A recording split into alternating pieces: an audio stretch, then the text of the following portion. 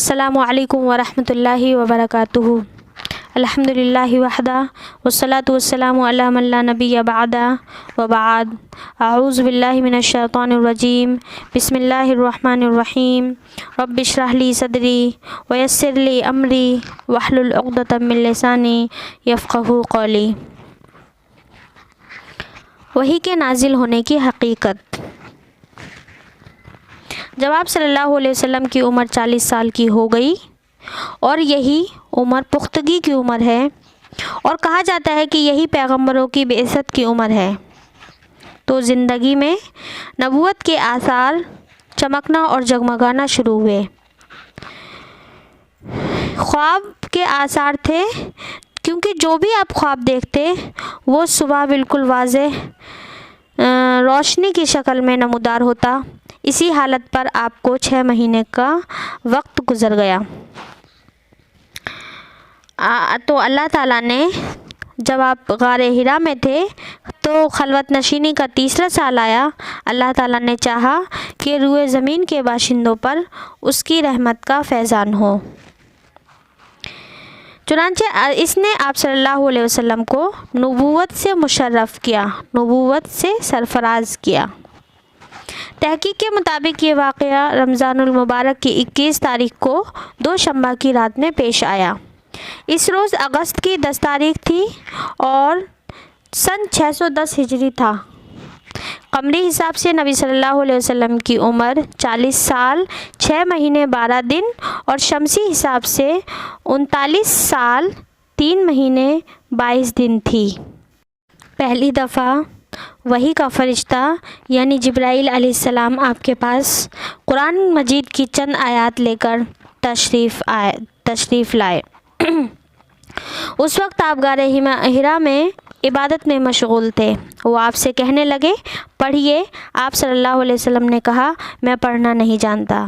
رسول صلی اللہ علیہ وسلم فرماتے ہیں، اس فرشتے نے مجھے زور سے پکڑ کر دبایا جس سے مجھے بڑی تکلیف ہوئی، پھر اس نے مجھے چھوڑ دیا اور دوبارہ کہا، پڑھیے۔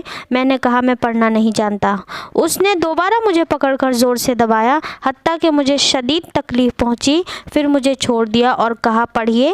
میں نے کہا، میں پڑھنا نہیں جانتا۔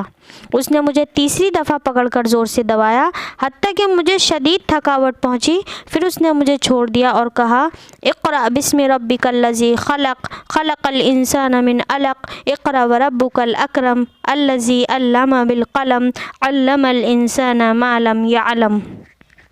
یعنی اپنے رب کا نام لے کر پڑھیے، جس نے پیدا کیا، اس نے انسان کو ایک جمے ہوئے خون سے پیدا کیا۔ پڑھیے، اور آپ کا رب ہی سب سے زیادہ کرم والا ہے، وہ جس نے قلم کے ساتھ سکھایا، اس نے انسان کو وہ علم سکھایا جو وہ نہیں جانتا تھا۔ عائشہ رضی اللہ تعالیٰ عنہ کہتی ہیں کہ آپ یہ آیات پڑھتے ہوئے گھر کو چلے آئے، اس حال میں کہ آپ کانپ رہے تھے۔ خدیجہ رضی اللہ تعالیٰ عنہ کے پاس آئے اور فرمایا، مجھے لحاف اڑا دو۔ انہوں نے آپ صلی اللہ علیہ وسلم کو لحاف اڑا دیا۔ جب آپ کا خوف دور ہوا تو آپ صلی اللہ علیہ وسلم نے فرمایا، خدیجہ مجھے کیا ہو گیا ہے، اور پھر انہیں پورا واقعہ سنایا اور کہا، مجھے تو اپنی جان جانے کا خطرہ پیدا ہو گیا ہے۔ خدیجہ رضی اللہ تعالیٰ عنہ کہنے لگی، ہرگز نہیں، اللہ کی قسم، اللہ تعالیٰ آپ کو کبھی رسوا نہیں کرے گا۔ آپ تو رشتے جوڑتے ہیں، ہمیشہ سچ بولتے ہیں، کمزور لوگوں کے بوجھ اٹھاتے ہیں، فقیروں کی مدد کرتے ہیں، مہمان نوازی کرتے ہیں، ناگہانی آفات میں مدد کرتے ہیں، اور پھر اور اطمینان کے لیے آپ کو اپنے چچا زاد بھائی ورقہ بن نوفل بن اسد کے پاس لے گئیں۔ یہ دور جاہلیت میں ہی عیسائی ہو چکے تھے، عبرانی زبان جانتے تھے اور انجیل کو عبرانی زبان میں اچھی طرح لکھ سکتے تھے، بہت بوڑھے ہونے کی وجہ سے نابینا ہو گئے تھے۔ خدیجہ رضی اللہ تعالیٰ عنہ کہنے لگیں، اپنے بھتیجے سے سنیے یہ کیا کہتے ہیں۔ ورقہ نے پوچھا، بھائی تمہیں کیا نظر آتا ہے؟ رسول صلی اللہ علیہ وسلم نے سارا ماجرا بیان کر دیا۔ ورقہ پکار اٹھے، یہ تو وہی فرشتہ ہے جو موسیٰ علیہ السلام کے پاس آیا کرتا تھا۔ کاش میں مضبوط ہوتا اور اس وقت تک زندہ رہتا جب تمہیں تمہاری قوم نکال دے گی۔ آپ صلی اللہ علیہ وسلم نے پوچھا، کیا مجھے میری قوم نکال دے گی؟ وہ کہنے لگے، ہاں۔ جو بھی تم جیسا پیغام لے کر آیا اس سے دشمنی کی گئی اور مخالفت کی گئی اور اسے تکلیفیں سہنی پڑیں۔ اگر مجھے تمہارے نبوت کے اعلان کا دن دیکھنا نصیب ہوا تو میں تمہاری بھرپور مدد کروں گا اور ساتھ دوں گا۔